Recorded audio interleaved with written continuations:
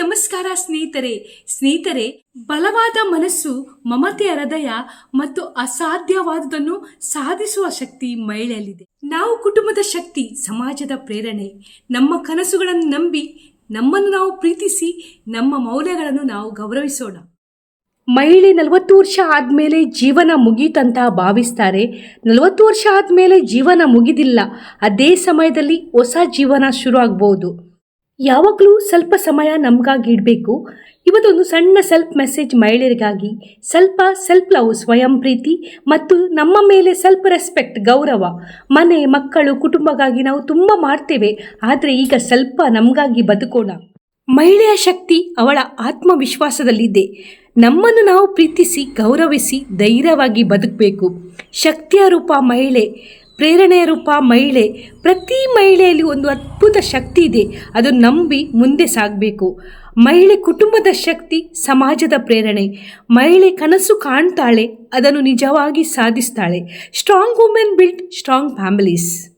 ಮನಸ್ಸಿಗೆ ನೆಮ್ಮದಿ ಬಹು ಮುಖ್ಯ. ಅದಕ್ಕೋಸ್ಕರ ಗಾರ್ಡನಿಂಗ್, ಕೈತೋಟ, ಕುಕ್ಕಿಂಗ್, ಅಡುಗೆ ಮಾಡೋದು, ಯಾವ ಹವ್ಯಾಸ ನಮ್ಮಲ್ಲಿ ಇದೆ ನೋಡಿ, ಅದನ್ನು ಹುಡ್ಕೊಂಡು ಅದರ ಕಡೆ ಗಮನ ಕೊಡಬೇಕು. ನನ್ನ ಆತ್ಮೀಯ ಶಿಕ್ಷಕಿ ಐರಿನ್ ಟೀಚರ್ ಅಂತ ಒಬ್ಬರು ಇದ್ದಾರೆ. ಅವರು ರಿಟೈರ್ಡ್ ಆದಮೇಲೆ, ಅವರಿಗೆ 60+ ಆದಮೇಲೆ ಡ್ರೈವಿಂಗ್ ಕಲಿತು ಅವರು ಕಾರು ಓಡಿಸ್ತಾರೆ. ಅವರನ್ನು ನೋಡುವಾಗ ನನಗೆ ತುಂಬ ಖುಷಿ ಆಗ್ತದೆ. ಬಹಳಷ್ಟು ನಿವೃತ್ತಿ ಹೊಂದಿದವರಿಗೆ ಹಾಗೂ ನಮಗೂ ಅವರು ಪ್ರೇರಣೆ ಆಗಿದ್ದಾರೆ. ಮತ್ತೊಂದು ಏನಂದರೆ, ನಮಗೆ ಭಯ, ಮುಂದೆ ಏನಾಗುತ್ತದೋ ಏನೋ. ನಾವು ನಮ್ಮ ಹವ್ಯಾಸಗಳನ್ನು ರೂಢಿ ಮಾಡಿಕೊಂಡ್ರೆ 4 ಜನ ಏನು ಹೇಳ್ತಾರೆ ಎನ್ನುವ ಒಂದು ಭಯ. ಈ ಭಯ ನಾವು ಸಣ್ಣವರಿದ್ದಾಗ ನಾವು ಊಟ ಮಾಡಿದರೆ, ನೋಡು ಬೇಗ ಊಟ ಮಾಡು, ಗೊಂಗ ಬಂದು ಗೋಣಿಯಲ್ಲಿ ಹಾಕಿ ಕೊಂಡು ಹೋಗ್ತದೆ ಅಂತ ಹೇಳ್ತಿದ್ರು.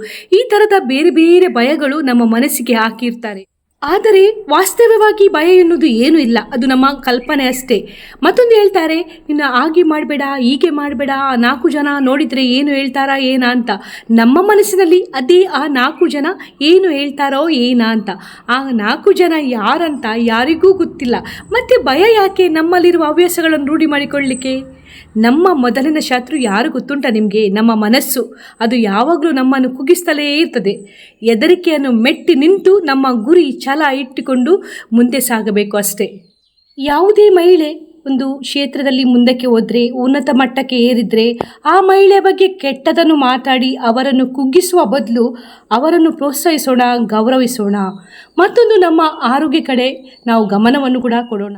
ಪ್ರತಿಯೊಬ್ಬ ಮಹಿಳೆಯು ಒಂದು ಪ್ರೇರಣೆ. ನಮ್ಮನ್ನು ನಾವು ಗೌರವಿಸಿದಾಗ ಜಗತ್ತು ಕೂಡ ನಮ್ಮನ್ನು ಗೌರವಿಸ್ತದೆ. ಸ್ವತಃ ನಮ್ಮನ್ನು ಪ್ರೀತಿಸೋಣ ಅಂತ ಹೇಳುತ್ತಾ ಎಲ್ಲ ಮಹಿಳೆಯರಿಗೂ ವಿಶ್ವ ಮಹಿಳಾ ದಿನಾಚರಣೆಯ ಶುಭಾಶಯಗಳು. Thank you.